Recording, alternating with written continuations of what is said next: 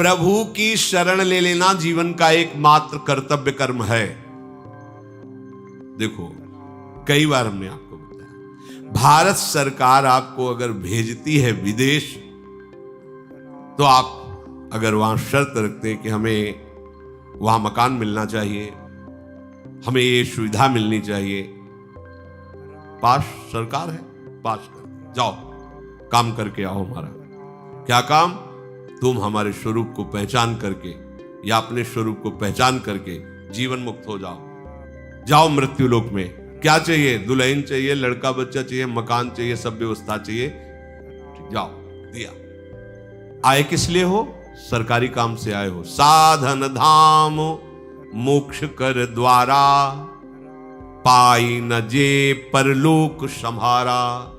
आप काहे के लिए आए हो? साधना करके भगवत प्राप्ति करने के लिए। सब मनुष्य शरीरधारी ये सुविधाएं आपको काहे के मिले?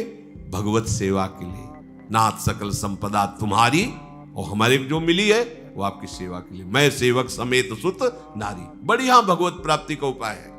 आप नहीं रह सकते थे अकेले, इसलिए भगवान ने आपको परिवार की सुविधा दे दी, मकान दे दिया, व्यवस्था कर दी। अब आपने ये कर्तव्य भूल करके उसी को केवल कर्तव्य मान लिया, उसी को अपना मान लिया कि मैं इनका स्वामी हूं, ये मेरे बच्चे, मेरी पत्नी, मेरा परिवार, मेरी संपत्ति दी है सरकार ने।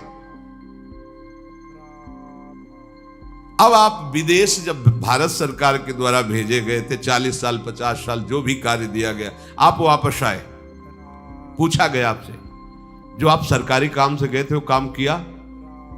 नहीं, बच्चे पैदा किए, उनको पढ़ाना लिखाना, ब्याह बर, वो सब इतने काम थे तो काम। तो आपको जानते हो क्या किया जाएगा? जेल में डाल दिया जाएगा, उसको दंड दो। क्योंकि जितनी भोग सामग्री सरकार ने दी थी वो अपने काम कराने के लिए दी थी, और इसने सरकारी काम कुछ नहीं किया, इसलिए दंड का अपराधी है, उसको दंड दिया। ये अपराधी, इसको दंड का, ऐसे ही हमको दंड मिलेगा। साधन धाम मोक्ष कर द्वारा, पाई न जे परलोक सम, सो परत्र दुख पावई। परिणाम सिर धुनि धुनि पछताए, काल ही कर्म ईश्वर मिथ्या दोष लगाए। क्यों? क्योंकि जेव ही तुम्हारा मृत्यु का समय आएगा, हर सरकारी सुविधा छीन ली जाएगी, तुम्हारा शरीर छीन लिया जाएगा, शरीर संबंधी छीन लिए जाएंगे, जितनी धन संपत्ति यश नाम सब हटा दिया जाएगा। अब बचे आप अकेले। कहां गए? सरकार के सामने। जिस काम के लिए भेजा गया था वो काम किया नहीं। अब आपके पास कुछ है ही नहीं, क्योंकि सब सरकारी छीन गया। अब चलो सजा के अधिकारी तुम बनो, सजा भोगो, क्योंकि जिस काम के लिए गए थे वो तुमने काम बिल्कुल ठीक समझो। ऐसे ही हमें भगवान ने भेजा है, हर सुविधा हमें मिली है भगवत आराधना के लिए, भजन के लिए। प्रहलाद जी कह रहे, इस मनुष्य जन्म में भगवान श्री हरि की शरण ले लेना ही परम कर्तव्य है। सावै पुंसाम परो धर्मो यतो भक्ति अधोक्षजे। परम धर्म क्या है? अच्युत भगवान श्री कृष्ण के चरणारविंद की अविरल भक्ति, अबाध भक्ति। अब आपको समझ में नहीं आ रहा? दुनिया में लाखों का मेला जुड़ा, हंसा जब जब उड़ा तो अकेला उड़ा। अकेले जाओगे, केवल अकेले, ना हाथ होंगे ना पैर होंगे तुम्हारे साथ, औरों की तो बात जाने दो। प्यारे, जिस काम के लिए आए उसको मत भूलो। आप आए हो मोक्ष प्राप्त करने के लिए, भगवत प्राप्ति के लिए। भजन करते हुए सारे व्यवहार कार्य करो, कोई मना नहीं। भगवान ने ही तुम्हें सुविधा दी है, उन भोगों को भोगो तुम, हम मना नहीं कर रहे। जो धर्म के अनुसार भोगना चाहिए, जो भगवान ने तुम्हें प्रसाद रूप से दिया है, पर अधर्म मत करो। अधर्म करोगे तो जिस कार्य के लिए आए उस कार्य को जान ही नहीं पाओगे। वो कार्य है भगवत प्राप्ति। और भगवान तुम्हारे अपने हैं। प्रहलाद जी कहे, यदेश सर्वभूतानां प्रियात्मेश्वरः सुहृद। नहीं जान पा रहे हो आप, आपको भगवान बहुत प्यार करते हैं। सही बात, जब पहले निकले थे तो ऐसा लगता था कि भगवान और हम, अब भजन करके हम मोक्ष प्राप्त करेंगे, भगवत प्राप्ति करेंगे। जब आगे बढ़े, मध्यकाल आया, तो ऐसा लगने लगा कि भगवान और हम दो तो है ही नहीं ना, ये तो भ्रम है। जब रिजल्ट की तरफ बढ़े तब लगा कि वही वो है और उनसे प्यारा कोई है ही नहीं। सुहृद इतना प्यार। अब ये बर्फी रसगुल्ला तो है नहीं कि तुमको ऐसे दे दे, दिखा दे। ये सब यंत्र अंदर के जो अनुभव करते हैं, वाणी की सामर्थ्य नहीं बोल सके, नेत्र की सामर्थ्य नहीं कि तुम्हें दिखा सके। भगवान ऐसे नहीं कि कहीं को बैठे हैं, कहीं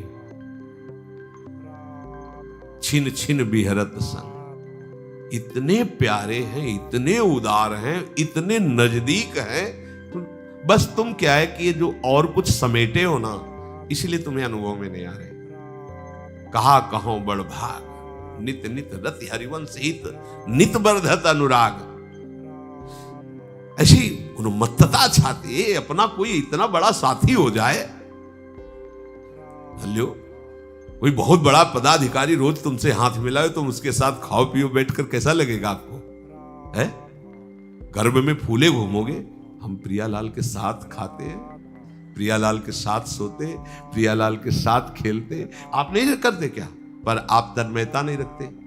आप और कुछ भावना किए। जूठन किनकी पा रहे हैं? उन्हीं की तो पा रहे ना। आप नाचते किसके संग हो? क्या तुम ही नाचते हो? अरे वो भी नाचते हैं जब तुम नाचते हो। तुम्हारी दृष्टि नहीं, तुम देख नहीं पा रहे।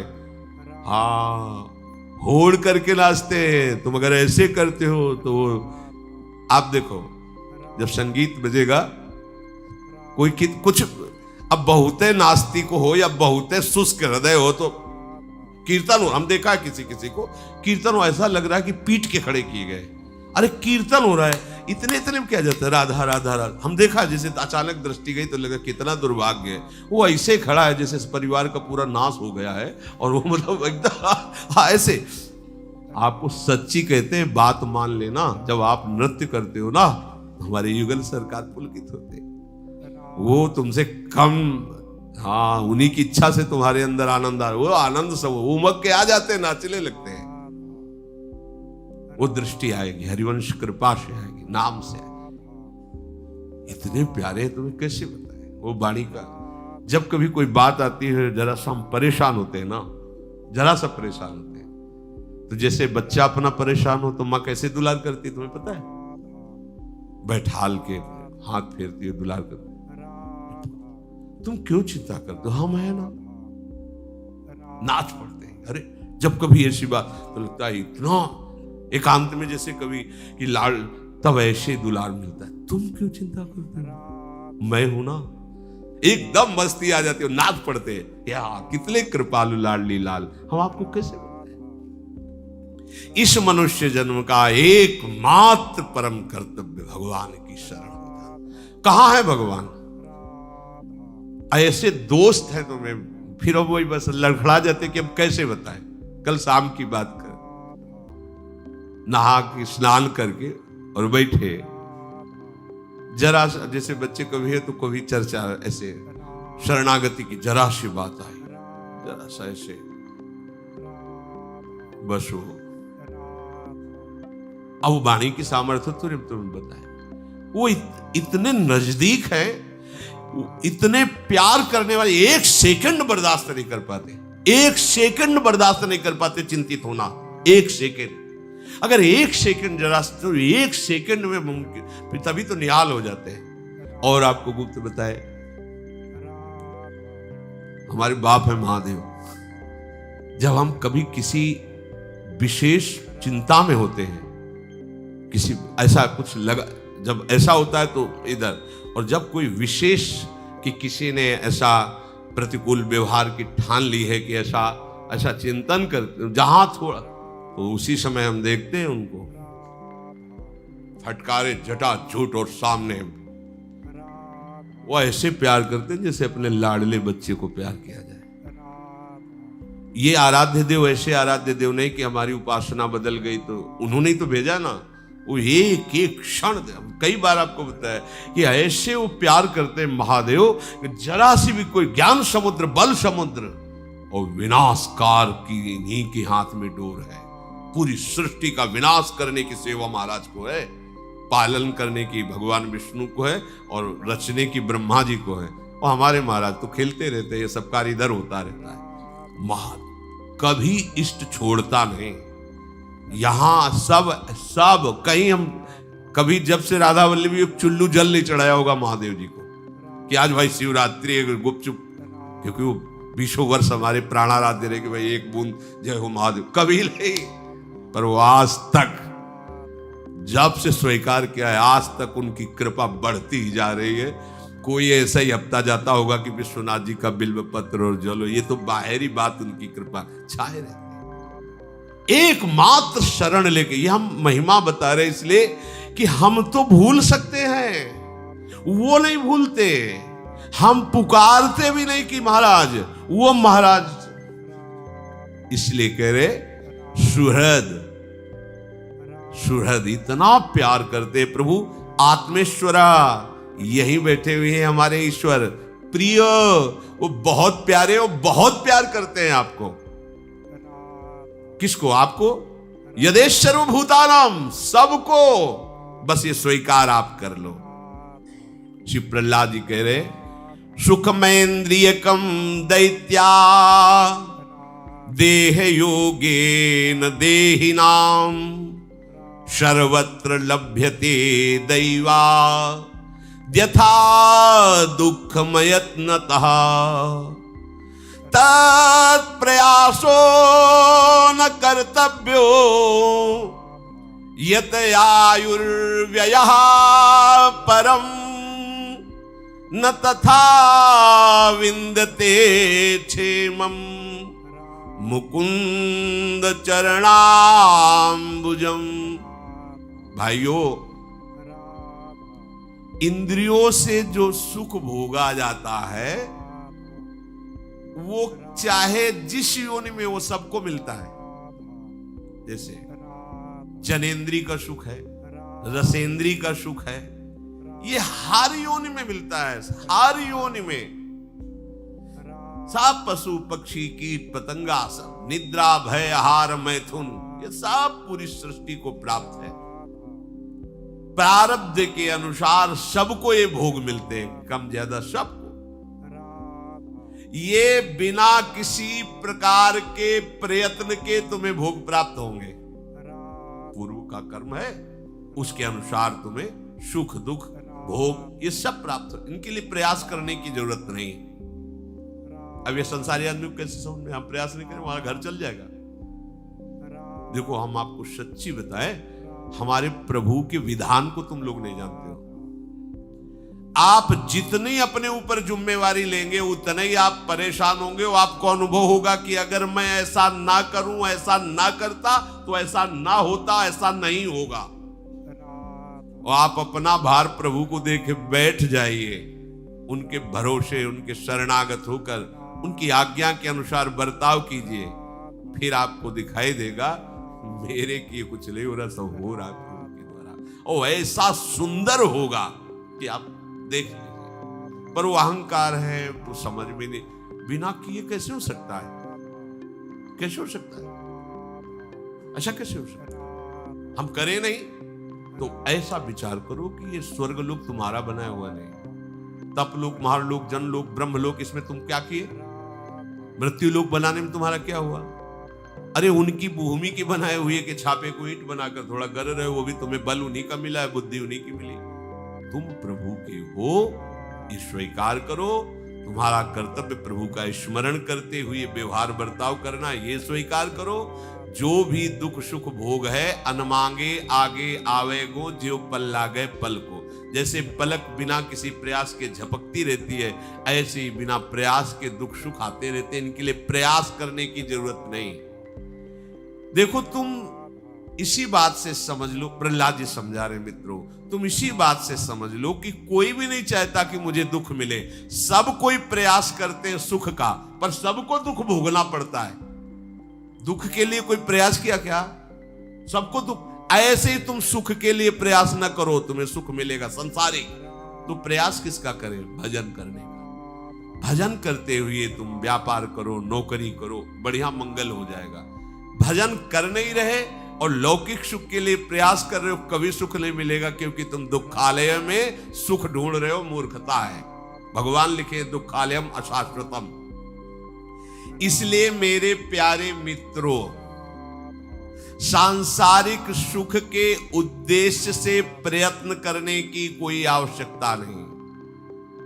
ये जानते हो क्यों कह रहे हैं? क्योंकि तुम नाम जप इसीलिए नहीं कर पाते हो कि हमारा कर्तव्य है, इसे में करना है, तो तुम पूरी तन्मयता उसमें दे देते हो। नहीं, नाम जप करते हुए कोई भी कार्य करोगे महामंगल में होगा। अगर नाम जप नहीं चल रहा, जैसे 1 घंटे में आपने 1 लाख रुपया कमाया और एक ने 1 घंटे में 10,000 नाम जप किए, अब दोनों का जोड़ करो। 1 लाख रुपए की भोग सामग्री से तुम भोग इंद्रियों के द्वारा करके जी रहे हो केवल, या बैंक में जमा कर दिया तो दिमाग में केवल वो तुम्हारे रहेगा कि 1 करोड़ रुपया जमा कर लिया हमने 1-1 लाख कमा के, और जब मरोगे तो वहीं जमा रहेगा, कोई दूसरा ही भोग करेगा तुम्हारे काम का। अगर भोग भी कर लिया तो शरीर भी छूटेगा, तो भोग क्या साथ रहेगा। लेकिन उसने 1 घंटे में 10,000 नाम जप किए। अब ये चाहे जिस युग में, चाहे जिस कल्प में, चाहे जिस लोक में जाए, ये नाम उसको आदर दिलाएगा और ये नाम उसकी पूजा करवाए। किसी भी लोक में जाए, नाम जप का सम्मान होता है, आदर मिलता है, उसकी संपत्ति कभी नष्ट नहीं हो सकती और इस लोक में उसे संपूर्ण सुखों की प्राप्ति होती। यही हम नहीं कह रहे, आचार्य चरण कह रहे, यही परलोक सकल सुख पावत, मेरी सो भैया कृष्ण गुण संचु। तुम्हें हमारी कसम है, बात मान लो, तुम्हें इस लोक में भरपूर सुख मिलेगा, परलोक में भी परमानंद।